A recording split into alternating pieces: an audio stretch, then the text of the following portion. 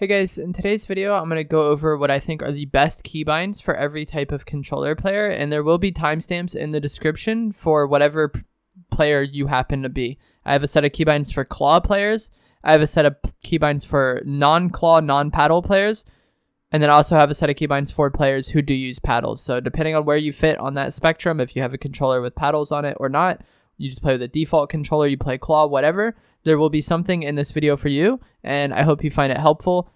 With all of these keybinds, I recommend using sprint by default. It's a really good setting, and it frees up left stick as a keybind, which will help you in the long run. And there are a few variations on the keybinds that I will talk about as we go over them. I hope you guys found this video helpful. If you do, remember to give it a like, subscribe if you would like to see more, and comment down below what you think of them. Thanks for watching. So for claw players, I have my own personal keybinds. I've played claw for a long time, since basically Call of Duty 4, so I'm very comfortable playing claw, and I've played like this long before Fortnite was a thing. The main thing that claw allows you to do is hit your A, X, B, and Y, or triangle, circle, X, square buttons without taking your thumb off the analog stick. So you can hit these buttons here without ever needing to take your thumb off the right stick. So you could basically always be aiming and shooting, or aiming and jumping, aiming and editing, whatever. You never have to take your thumbs off the analog stick with claw, and that's what makes it great. Use Y edit, X reload, B switch mode, A jump, right stick crouch, left stick pickaxe. And that's basically it for the normal keybinds. One thing you want to make sure is that you have as many keybinds as their own thing as you possibly can. For example, if you have crouch/repair, that brief delay where the game doesn't know if you're crouching or repairing can mess up your crouch peaks, so you want to have it on just crouch. Same thing with like switch mode/edit. I think that's an option. You want to have just edit as its own keybind regardless of what you play on. For my build controls, nothing too special. I have right stick as change material and trap. That way I can change traps without really having to change anything with my builds. I have X on trap place because that's what I personally like since I play claw. It's not inconvenient to hit at all. For edit controls, I use LT confirm and right stick reset. The reset can be a bit iffy. I know some people like to use RB or LB reset, but I found that right stick works best for me. LB or RB can be very good though.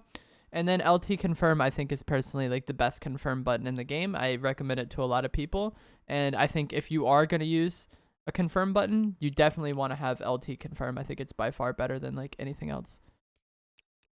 For non-claw, non-paddle players, this is going to be the hardest set of keybinds, and there are actually a few changes between them that you can do if you want to. So we're going to start out with left stick edit. That's super important that you have left stick edit if you're not going to use claw or paddles. Your left stick edit is really good for those players. The next thing is going to be between your jump. You could either do A or X jump, depending on if you play on PS4 or Xbox, or you can do right stick jump. Although this brings in complications for your future right stick buttons, because if you want to use right stick to place traps or right stick to reset, that's not as good. But I think right stick jump can be very good. I just have it set up like this for now.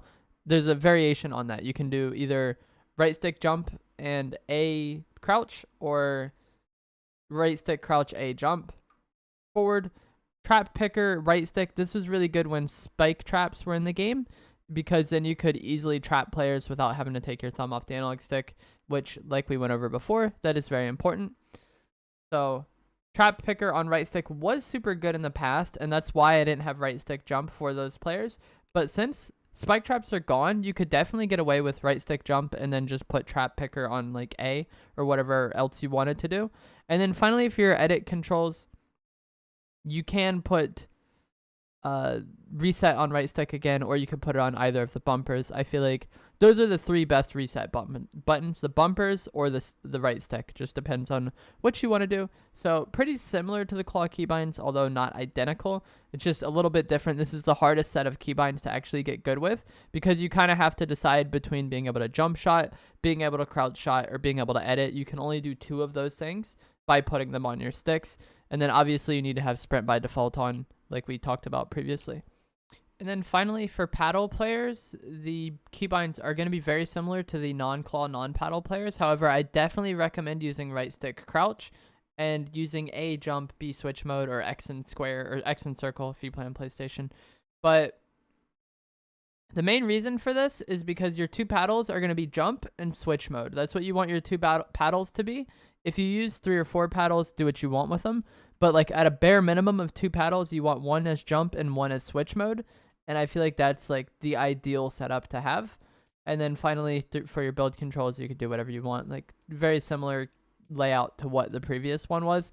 Once again, if you want to have your reset as one of these bumpers or a right stick, whatever works for you. And then I definitely recommend LT confirm if you do use a confirm button. That's going to be it for this video. I hope you guys find it helpful. If you did, once again, please do remember to give it a like and subscribe if you would like to see more. And I'll see you guys in the next one. Thanks for watching.